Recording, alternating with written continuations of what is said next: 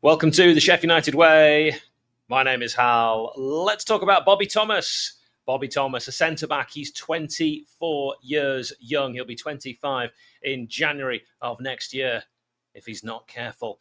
He's right-footed. He is 6'4", and he was born in Chester. Now, tall, rangy centre-back doesn't always mean they're necessarily the best. And certainly when it comes to uncompromising centre-backs, we've had some small ones in the past that have been absolutely fantastic. Chris Morgan, a prime example. But I do feel like now is the time when a big uncompromising centre-back is actually the order of the day and very much needed. This is a player who loves the North. He started at the youth setup of Everton, then moved to Crewe with that famed youth academy before moving to Burnley, where he would sign professional forms. He was with the Turf Moor side between the ages of 16 and 19. He did get loan experience to toughen him up, to introduce him to the men's game. In November 2018, he went out on a month's loan to Northern Premier League side Kendal Town. Now, that would have been pretty tough. He would also get experience at Barrow, at Bristol Rovers, at Barnsley, from Burnley, all the Bs.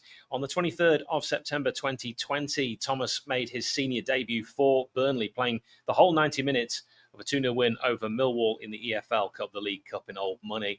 And that would actually be his only senior appearance for the club. He got the meaningful minutes instead in those loan spells that I mentioned earlier. Barrow in League 2, 21 league games, 1 goal.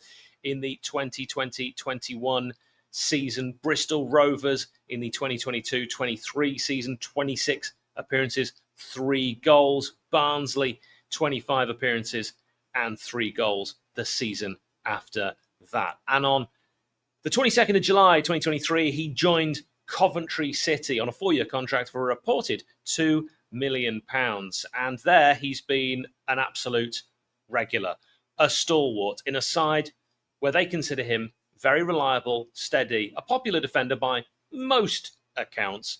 And in that 23-24 season, he played 44 league games and 48 matches in all competitions, bagging 2 goals. Now, the following season, he would really come alive because he played 45 games, but got 5 goals. They started to use his height as a proper set-piece weapon. So a goal-scoring defender, I like it a lot.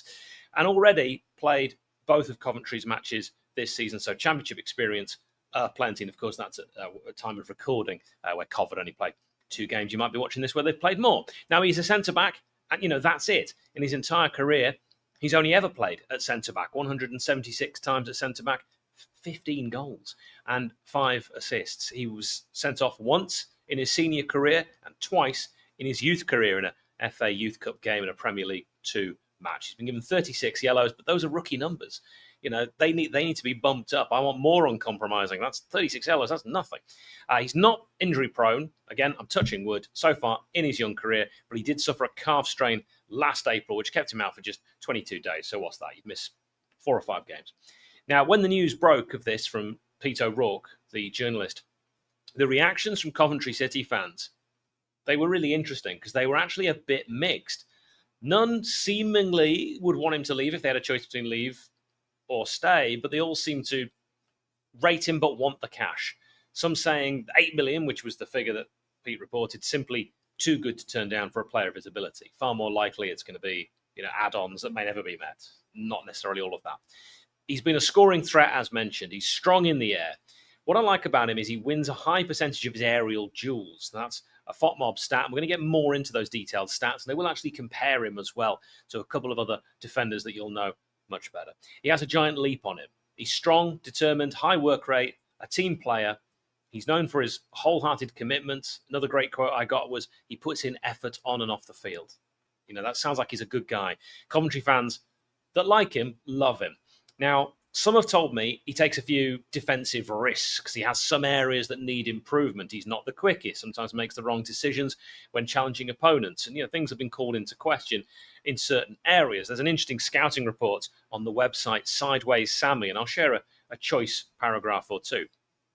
If there's a leader in Coventry City's backline, it is Bobby Thomas, a centre-back whose strengths are primarily his physicality and aerial ability. Thomas is the one expected to deal with the more rugged opposition forwards and head crosses away from the penalty area. Where Bobby Thomas is weak is his lack of pace and his tendency to commit himself to challenges high up the pitch that leave the defence exposed. A rash streak that needs to be calmed down. But that has calmed down over time. I did get that from some other Coventry fans. Let's carry on with the quote. Additionally, he can be sloppy on the ball and someone opponents let have time in possession in order to slow down Coventry's build-up play or wait for mistakes. Bobby is not the finished product yet for Coventry, but he is getting closer to being the authority figure at the back. Whether he can get much better than he is remains to be seen, but Bobby Thomas has established himself as someone the team would be worse without. That is a scouting report that was put together last year. So, what can we take from that? Future captain, perhaps? I have question marks, though, over his passing. SofaScore lists his main weaknesses as his long ball passing, but he is solid as a no-nonsense defender. So I get the impression that, he'll do a job. He might be exactly what Sheffield United need at this moment in time. He sounds a little bit like a right-footed Jack Robinson. Jack Robinson's 5'11", he's 6'4". Okay, so not in the height department, but in some reports I've read, they just sound quite similar in terms of his uncompromising, no-nonsense, see ball, head ball, kick ball, get it away from your goal. And I really do think that is what's needed. In some reports I've read, others say he has the same profile as when we signed kind of like a young John Egan, or Jack O'Connell. I've seen people compare the two there as well. So, that's exciting.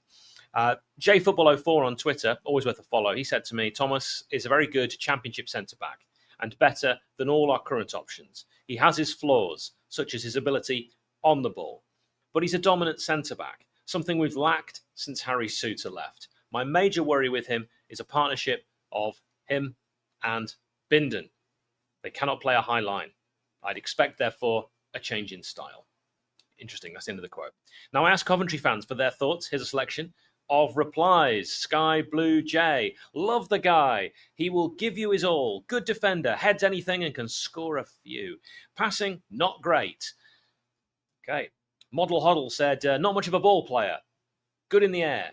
Started as a striker when really young, so chips in with a few goals, gets played past often when higher up. Now, I could find no evidence of him playing as a striker when young, with all the things I read, but I'm taking Model Hoddle's word for it. Because, I said that he's danger at set pieces. If you look at some highlights, you'll see him score with his feet as well. Skyblue Goblin said, good defender, works his bottom off, but struggles at times with positioning and his ball control.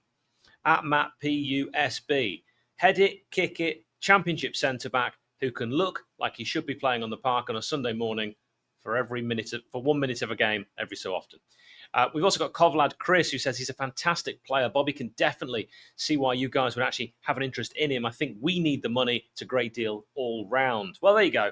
A mixed bag of opinions. You always get that with football fans. Look, if people are asking us about Jack Robinson, I'm sure we'd get sort of a variety of different opinions. But I want to thank Coventry City fans who took the time to let me know what they think of Bobby Thomas. Now, last season, from 37 games started in the Championship, he was shown 4 yellow cards, and he had a heat map that looked as expected. He was in the centre-back position, but with a little bit more on the right-hand side of the fence. Now, his left foot is really his chocolate foot, it goes to pieces in the box. It is just for standing on. But he was part of a team that in those games, when he played, kept 9 clean sheets with that quality right foot, which we established he's very right-footed. He had 1.2 tackles per game, as well as 3.4 balls recovered per game. Now, the stats from last season with Coventry in more detail, and where I think they get interesting, is in the very detailed defensive stats. 73% of tackles won. That's really good numbers. For example, and to give you a comparison, 𝗚𝗿𝗄𝗍𝗶 last season with the Blades, 81% of his tackles were won in the Championship. Jack Robinson, just 69%, nice, of his tackles.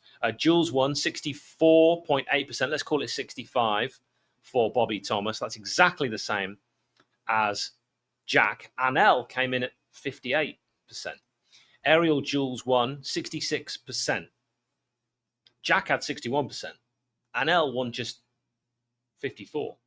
Interceptions, 38 for Bobby Thomas, 40 for 𝗚𝗿, so very similar, and Jack just 23. Recoveries, 131 for Bobby Thomas. 𝗚𝗿, very similar, 132. Jack, just 117. So I've tried to compare them with a few little stats there, just to give you an idea. Let me know what you think of Bobby Thomas. And as ever, up the blades. 𝗚𝗿𝗄𝗿𝗄𝗃. 𝗚𝗿𝗄𝗃𝗄𝗃.